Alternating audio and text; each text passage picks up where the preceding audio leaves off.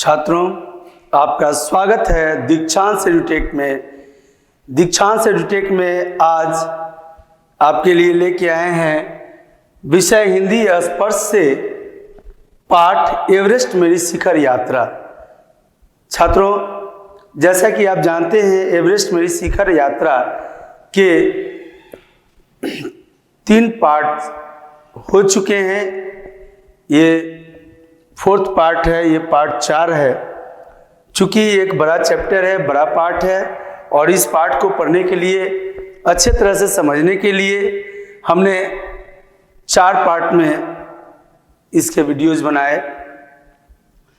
आपने 3 पार्ट जरूर देखा होगा, फिर भी मैं एक बार रिकैप करता हूं। जो विशेष बातें हैं उन्हें मैं आपके सामने रखता हूं, इसे ध्यान से सुनेंगे। बचेंद्री पाल एक अभियान दल के साथ भारत के सर्वोच्च शिखर अभियान के लिए निकलती है, तो वह डेट होता है 7 मार्च का।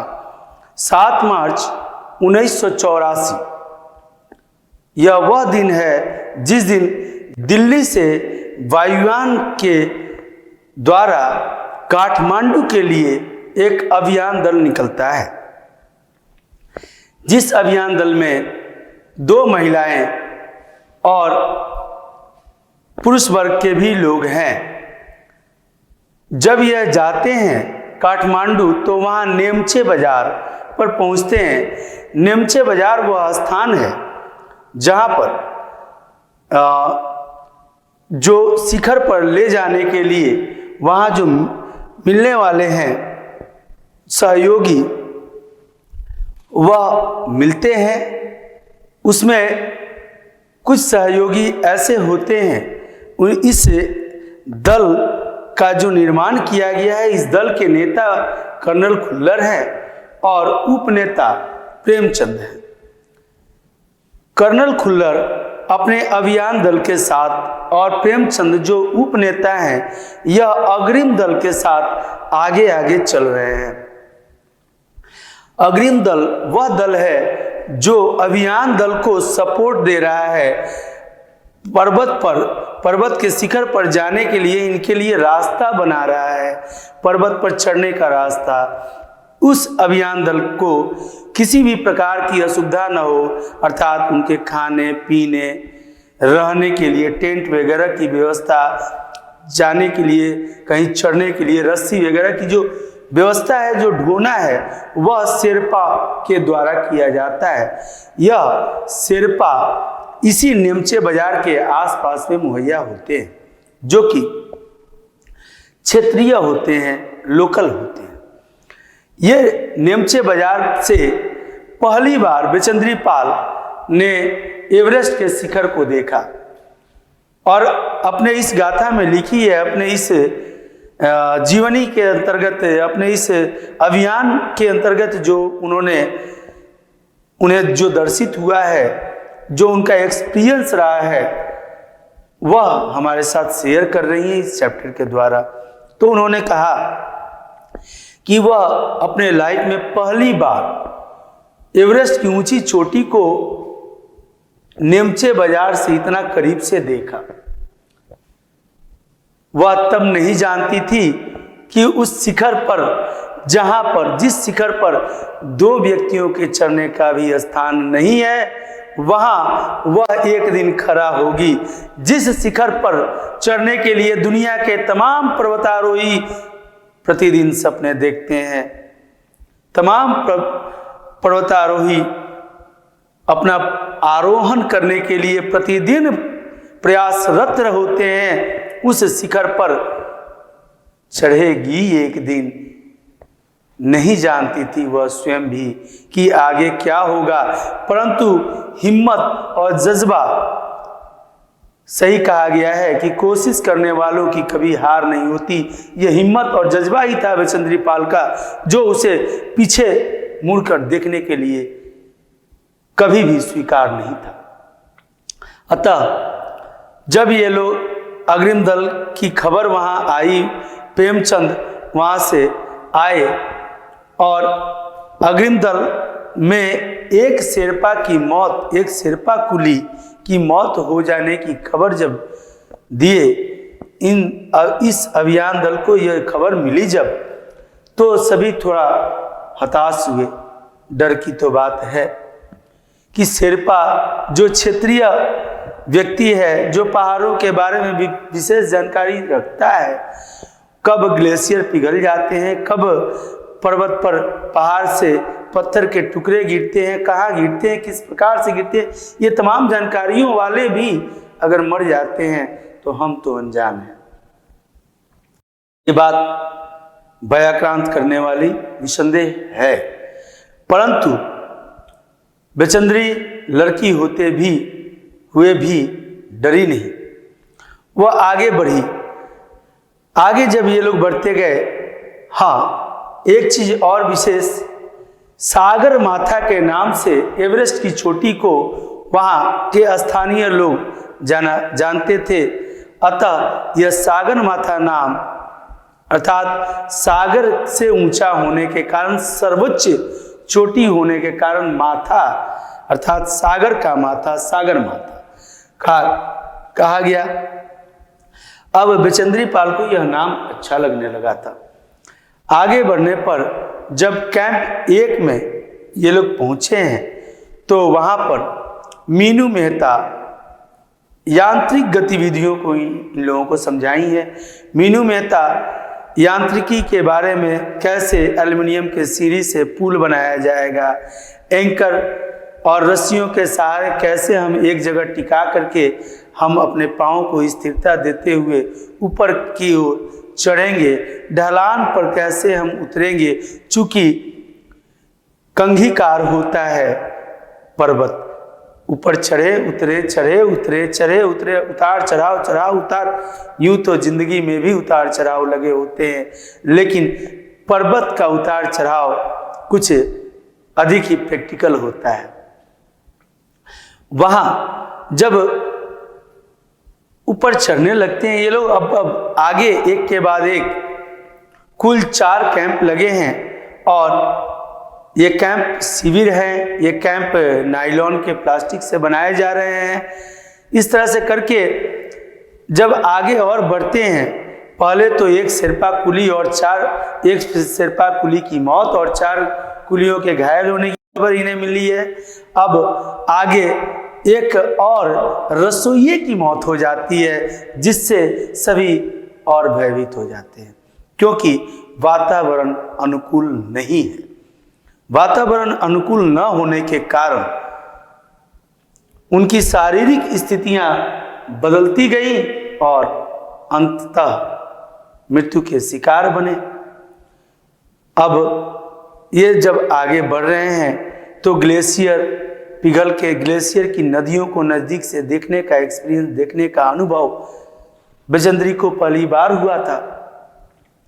आगे बढ़ने पर उन्हें भारत के प्रथम सर्वोच्च शिखर विजेता तेंजिंग नार्गो से मुलाकात होती है, जो अपनी सबसे छोटी बेटी के साथ आए हैं। और उनका यह मानना था कि टीम के प्रत्येक सदस्य, दल के प्रत्येक सदस्य से अकेले अकेले मिलने पर उनके राय और विचार जानने में सहायता मिलेगी, और इसी सोच के अंतर्गत वह प्रत्येक व्यक्ति से अलग अलग मिल रहे थे। उसमें जब बचेंद्री का नंबर आया तो बचेंद्री ने कहा उनसे कि मैं बिल्कुल ही नौसिखिया हूं और मैं पहली बार इस अभियान के अंतर्गत आई हूं। तब उन्होंने हंसते हुए कहा, अरे मेरा भी ये पहला ही है, यूं तो मैं 7 बार गया हूं, लेकिन यूं तो मैं 7 बार गया हूं, लेकिन यह पहला ही अवसर है मेरा भी। और यकीनन तुम एक पर्वतीय लड़की दिखती हो और तुम्हें तो पहली बार में ही सर्वोच्च शिखर पर विजय प्राप्त कर लेनी चाहिए। यह उनका आशीर्वाद था जो वरदान स्वरूप फलित हुआ, और उनके साथ एक अच्छा एक्सपीरियंस रहा। उनका सम्मान पूरा देश करता है तेंजिंग सर का, क्योंकि उन्होंने पूरी दुनिया में धूम मचाई, जो कोई न कर सका उन्होंने कर दिखाई। और वह सर्वोच्च शिखर पर चढ़ने वाले प्रथम व्यक्ति थे भारत की तरफ से। उनके संरक्षण में, उनके देखरेख में और उनके सजेशन पर टीम आगे बढ़ती गई और धीरे धीरे आगे बढ़ते बढ़ते अब वे लोग शिखर कैंप में पहुंच चुके हैं, जहां से एक कदम दूरी अर्थात अब अगला पड़ाव जो उनका होगा वह शिखर होगा। यहां तक पहुंच करके कहानी आगे बढ़ती है। आइए देखते हैं इस कहानी के अगले हिस्से को। जब ये लोग शिखर कैंप पर पहुंच चुके हैं, वहां पर दक्षिणी शिखर पर हवा की गति बढ़ गई थी। जैसा कि आप जानते हैं कि हमारी धरती उत्तर और दक्षिण दिशा में फैली हुई है, दोनों ध्रुवों पर चपटी है और इस वजह से स्फेरिकल इंसेप अर्थात स्फेरिकल आकार की है, संतराकार की है। और उसके दक्षिणी शिखर पर, वहाँ शिखर जो है उसके दक्षिणी शिखर पर हवा की गति बढ़ गई थी। उस ऊंचाई पर तेज हवा के झोंके भुरभुरे बर्फ के कणों को चारों तरफ उड़ा रहे थे। जो लेमचे बाजार से इन्होंने देखा था फूल, बर्फ का फूल प्लूम, वह बर्फ का फूल अब इनके सामने था। वह भुरभुरे बर्फ के कणों को चारों तरफ उड़ा रहे थे, हवा के माध्यम से उड़ रहे थे बर्फ के कण। और उन्हें क्या मालूम था कि 150 किलोमीटर प्रति घंटे की रफ्तार से हवा चलती है, तब यह बर्फ का फूल बनता है, जिससे दृश्यता शून्य तक आ गई थी। अर्थात वहां जो तापमान था, टेम्परेचर था, वो 0 डिग्री सेल्सियस या यूं कहें कि बिलो जा रहा था, उससे भी नीचे उतर रहा था। अनेक बार देखा कि केवल थोड़ी दूर के बाद कोई ऊंची चढ़ाई नहीं है। ने कई बार अवलोकन कर करके चलना पड़ रहा था, क्योंकि कंघीकार पर्वत होते हैं, पता नहीं किस पांव में हमें जन्नत नसीब हो और किस पांव को रखने पर जहन्नुम मिल जाए। अर्थात किस पांव को रखने पर हम फिसलन के शिकार बनते हुए, कई लुढ़कान लुढ़कते हुए अपने पता भी नहीं चलेगा कि हाथ और पांव कितनी दूरी पर कहाँ है और कहाँ कहाँ है। वहां से गिरने का अर्थ जीवन तो कतई नहीं है, लेकिन मृतक शरीर भी प्राप्त हो जाए इसकी भी उम्मीद प्राय अनिश्चित है। इसलिए प्रत्येक कदम को सोच समझ के बढ़ा रही थी विचंद्री भी और उसके टीम के अन्य सदस्य भी, क्योंकि जान किसको प्यारी नहीं होती। अनेक बार देखा कि केवल थोड़ी दूर के बाद कोई ऊंची चढ़ाई नहीं है, ढलान एकदम सीधा नीचे चला गया है। मेरी सांस मानो रुक गई थी।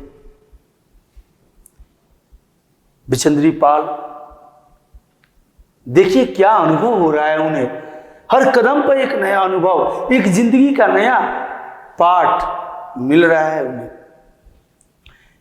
क्यों न मिले, यह महान उपलब्धि के लिए एक अभियान था। और जब भी महान लोग किसी महान उपलब्धि के हेतु महान अभियान को तत्पर होते हैं, तो निसंदेह उसमें जीवन के महान दृश्य देखने को मिलते हैं। मेरी सांस मानो रुक गई थी। मुझे विचार कौंधा कि सफलता बहुत नजदीक है। उन्हें ऐसा प्रतीत हुआ, किसे, बिचंद्री को, कि अब लक्ष्य सामने है, अब तो प्राप्त हो जाएगा। 23 मई यही वह डेट है। 23 मई 1984 यह डेट भारत के इतिहास में एक महत्वपूर्ण दिनांक है। बचेंद्री पाल के जीवन का एक महत्वपूर्ण दिनांक है, क्योंकि बचेंद्री पाल तब तक किसी पिता की पुत्री थी, तब तक किसी भाई की बहन थी, तब तक किसी माँ की लाडली थी। अब यह डेट 23 मई 1984 उसे पूरे देश की बेटी बनाने वाला था और पूरे विश्व को यह बताने वाला था कि मेरे देश की एक बेटी भी शिखर को जीत चुकी है। 23 मई 1984 के दिन दोपहर के 1:07 पर मैं एवरेस्ट की चोटी पर खड़ी थी। एवरेस्ट की चोटी पर पहुंचने वाली मैं प्रथम भारतीय महिला थी। यह थी शब्द तो लिख दिया गया है पाठ में, लेकिन मैं तो ये कहूं कि भारत की वह प्रथम महिला है और रहेगी, क्योंकि उसका शरीर भले ही नश्वर है, शरीर नास्तिक और ये नाशवान है तो नाश हो जाएगा, परंतु इतिहास के पन्नों से स्वर्णाक्षर में लिखा बचेंद्री पाल का नाम और उसकी कृत्य सदैव अमर रहेगी। 23 मई 1984 के दिन दोपहर में 1:07 पर वह एवरेस्ट की चोटी पर पहुंच चुकी थी। भारत की बचेंद्री पाल भारत की प्रथम महिला, एवरेस्ट की चोटी पर पहुंचने वाली, भारत की प्रथम एवरेस्ट चोटी विजेता महिला बनने का गौरव अवसर उन्हें प्राप्त हुआ और उसके बाद के अपने वह एक्सपीरियंस को, अनुभव को वह शेयर कर रही है हमसे कि एवरेस्ट शंकु की चोटी पर इतनी जगह नहीं थी कि दो व्यक्ति साथ साथ खड़े हो सके। एवरेस्ट सबसे ऊंचा शिखर, हिमालय का सबसे ऊंचा शिखर, सभी पर्वतारोही का सपना शिखर, सभी की उम्मीद शिखर, और उस शिखर पर एक ही खड़ा हो सकता है एक बार में, क्योंकि महानतम की परिसीमा पार करने वाला कोई एक ही हो सकता है, कोई एक ही महानता का अधिकार रखता है। श्रेष्ठ तो सभी होते हैं, श्रेष्ठ बहुत होते हैं, लेकिन सर्वश्रेष्ठ एक ही होता है, और आज वह बचेंद्री पाल स्वयं सर्वश्रेष्ठ की उदाहरण थी। एवरेस्ट की शंकु पर इतनी जगह नहीं थी कि दो व्यक्ति साथ साथ खड़े हो सकें। चारों तरफ हजारों मीटर लंबी सीधी ढलान को देखते ही हमारे सामने प्रश्न सुरक्षा का था। हमने पहले बर्फ के फावरे से बर्फ की खुदाई कर अपने आप को सुरक्षित रूप से स्थिर किया, अर्थात फावरा जो साथ में लेके गई थी उससे शिखर के उच्चतम स्थान पर खड़ा होने का, जहां उसे जगह नहीं था वहां पर काट करके पहले खड़े होने लायक, बैठने लायक एक जगह बनाती है फावरे से काट करके। इसके बाद क्या कर रही है, उसने प्रत्येक एक्सपीरियंस को, प्रत्येक अनुभव को शेयर किया है। यूं मानो जैसे कि ऐसा प्रतीत होता है कि हम बचेंद्री पाल के साथ एवरेस्ट शिखर पर जा रहे हैं और प्रत्येक कदम दर कदम उसके साथ चल रहे हैं, ऐसा प्रतीत होता है। एक महान व्यक्तित्व की धारक तो है ही, एक महान लेखिका भी है बचेंद्री पाल। इसलिए ऐसे भारत की ऐसी वीरांगना को सदैव भारत सलाम करता है, नमन करता है। इसके बाद मैं अपने घुटनों के बल बैठी, बर्फ पर अपने माथे को लगाकर मैंने सागर माथे के ताज का चुम्बन लिया। घुटनों के बल बैठी और बैठ करके जो ताज है, सागर माथा, विश्व का ताज, हिमालय का ताज, सर्वश्रेष्ठ शिखर एवरेस्ट शिखर को चूमा, उसने चुम्बन लिया। बिना उठे ही मैंने अपने थैले से दुर्गा माँ का चित्र और हनुमान चालीसा निकाला। क्या निकाला? वह जो बैग लेके गई थी उस बैग में दुर्गा माँ का फोटो था और हनुमान चालीसा था। घुटने के बल बैठी हुई है, फावड़े से बना करके जगह। फिर उसने बैग से दुर्गा माँ का तस्वीर निकाला, हनुमान चालीसा निकाला और उसके बाद क्या किया? मैंने इन्हें अपने साथ लाए लाल कपड़े में लपेटा। इनको अपने साथ वो एक लाल कपड़ा भी लेके आई है, लाल कपड़ा। और उस लाल कपड़े में, लाल कपड़ा पूजा पाठ की वस्तुओं को रखने के लिए, पूजा पर बैठने के लिए या पूजा से संबंधित कार्यों को करने के लिए उत्तम माना जाता है। लाल वस्त्र, पीला वस्त्र, गेरुआ वस्त्र, लाल कपड़े में लपेटा, छोटी सी पूजा अर्चना की और इनको बर्फ में दबा दिया। पहुंची है, फावड़े से अपने खड़े होने तक का जगह बनाती है। उसके बाद घुटने के बल बैठ करके अपने बैग से माँ दुर्गा का तस्वीर और हनुमान चालीसा निकालती हैं। फिर कुछ समय तक पूजा और अर्चना करके लाल कपड़े में उन्हें बांधकर बर्फ में दबा दिया। आनंद के इस क्षण में मुझे अपने माता पिता का ध्यान आया। वाह, यह बेटी प्रथम गुरु माता पिता, प्रथम देव माता पिता, जन्मदाता माता पिता, जीवनदाता माता पिता, अन्नदाता माता पिता, अतः माता पिता ही ईश्वर के रूप। और माता पिता ईश्वर के रूप उन्होंने माँ दुर्गा का तस्वीर निकाला, फिर हनुमान चालीसा का पठन पाठन किया, अध्ययन किया, थोड़ी सी पूजा की और उसके बाद सबसे पहले अपने देवताओं को याद किया जिनके बदौलत इस दुनिया में उसने कदम रखा था, इस दुनिया के सतरंगी रंगों को देखा था, इस दुनिया में आने के बाद अपने सपनों को बुना था और आज उस सपने को साकार किया था। जैसे मैं उठी, मैंने अपने हाथ जोड़े और मैं अपने रज्जु नेता अंगदोरजी, रज्जु नेता अर्थात मेरे प्रिय नेता, रज्जु का अर्थ होता है रंजित करने वाला, ऐसे रंजन का अर्थ होता है रंजित करने वाला, माने खुशी प्रदान करने वाला। इसी तरह से कई लोगों के नाम होते हैं, जैसे चित्त रंजन, चित्त को, हृदय को प्रसन्नता देने वाला, चित्त रंजन, चित्त का रंजन करने वाला।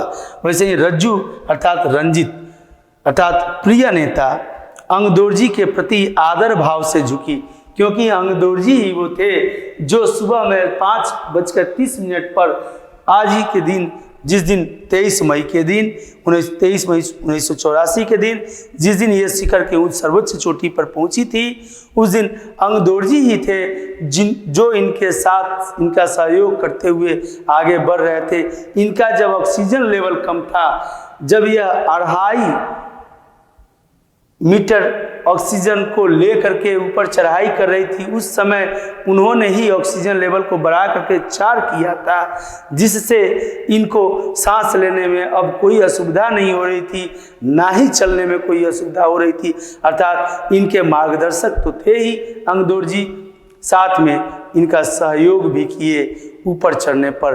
अतः माता पिता के बाद पहले तो उन्होंने ईश्वर को याद किया, फिर माता पिता को याद किया, फिर अपने प्रिय नेता जो उनके साथ चल रहे थे अंगदोरजी के प्रति आदर भाव से झुकी। अंगदोरजी जिन्होंने मुझे प्रोत्साहित किया और मुझे लक्ष्य तक पहुंचाया। मैंने उन्हें बिना ऑक्सीजन के एवरेस्ट की दूसरी चढ़ाई चढ़ने पर बधाई भी दी, क्योंकि अंगदोरजी भी उनके साथ चले थे।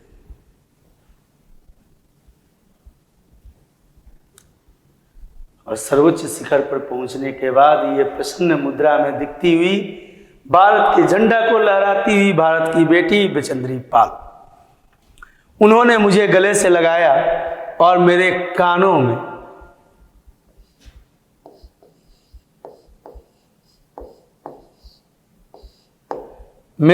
में फुसफुसाया।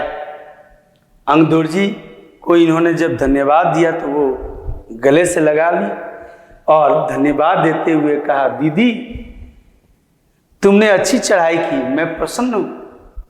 खुशी, वह पल वाकई कितना खुशी का पल होगा जब हम यूं तो इच्छाएं और आकांक्षाएं हर आंखों में होती है, यूं तो सपने हर आंख देखते हैं, यूं तो सबके मन में कई बातें होती हैं, लेकिन क्या सबके इच्छा, सबकी आकांक्षा पूर्ण होती है इस धरा पर?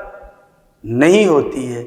लेकिन ऐसे ही यह कर्मठ व्यक्ति, यह भाग्य के बेहतर व्यक्ति, यह अपने सिद्धांतों के बलबूते वहां तक पहुंचने वाले हिम्मत वाले व्यक्ति निसंदेह खुशी का वह महापर्व होता है जब हमारी इच्छाएं या आकांक्षाएं स्वप्न से एक विस्तृत रूप में दर्शित होती हैं। वहां ये दोनों ही प्रसन्न मुद्रा में थे और एक दूसरे को बधाई दे रहे थे, एक दूसरे का पीठ थपथपा रहे थे, क्योंकि ये दोनों सहयोग के बदौलत, अपने अपने हिम्मत के बदौलत, अपने जज्बा और कोशिश के बदौलत जो कोई न कर सका था वह करके दिखाए थे। कुछ देर बाद सोनम पुलजर पहुंचे। सोनम पुलजर फोटो खींचने वाले थे, वह वीडियो बना रहे थे, वह अभियान दल के ऐसे व्यक्ति थे जो हर सीन को शूट करना चाह रहे थे। पहुंचे और उन्होंने फोटो लेने शुरू कर दिए। इस समय तक लाहाटू ने हमारे नेता को एवरेस्ट पर हम चारों के होने की सूचना दी। ये चार कौन कौन चार पहुंच चुके थे एवरेस्ट की सर्वोच्च चोटी पर? बचेंद्री, अंगदोर जी, कैमरामैन सोनम पुलजर और लाहाटू। और लाहाटू ने अपनी वाकी टाकी से, चूंकि उनके पास वाकी टाकी था और वाकी टाकी इसलिए था कि वो अपने नेता को प्रत्येक गतिविधि की जानकारी देते रहे, उस वाकी टाकी से उन्होंने यह महत्वपूर्ण जानकारी पास कर दी थी, भेज दी थी। और हमारे नेता एवरेस्ट पर हम चारों के होने की सूचना दे दी थी। तब मेरे हाथ में वाकी टाकी दिया गया। जब सूचना मिला और कर्नल खुल्लर जो अभियान दल के नेता थे, उनके कहने पर बचेंद्री के हाथों में वाकी टाकी दिया गया। कर्नल खुल्लर हमारी सफलता से बहुत प्रसन्न थे। मुझे बधाई देते हुए उन्होंने कहा, क्या कहा? मैं तुम्हारे इस अनूठी उपलब्धि के लिए तुम्हारे माता पिता को बधाई देना चाहूंगा। वे बोले कि देश को तुम पर गर्व है। क्यों न हो, उसने ऐसा महानतम कार्य करके दिखलाया था। और तब तुम ऐसे, और अब अर्थात शिखर से लौटने के बाद, देखिए महत्वपूर्ण बात कहने को जा रहे हैं। कर्नल खुल्लर एक नेता हैं और नेता की भूमिका बखूबी वो निभाए हैं। नेता वो नहीं जो दूसरों का जान बलिदान करें, नेता वो जो दूसरों के लिए जान बलिदान करें। नेता वो, अब तुम ऐसे संसार में वापस जाओगी जो तुम्हारे अपने पीछे छोड़े हुए संसार से एकदम भिन्न होगा।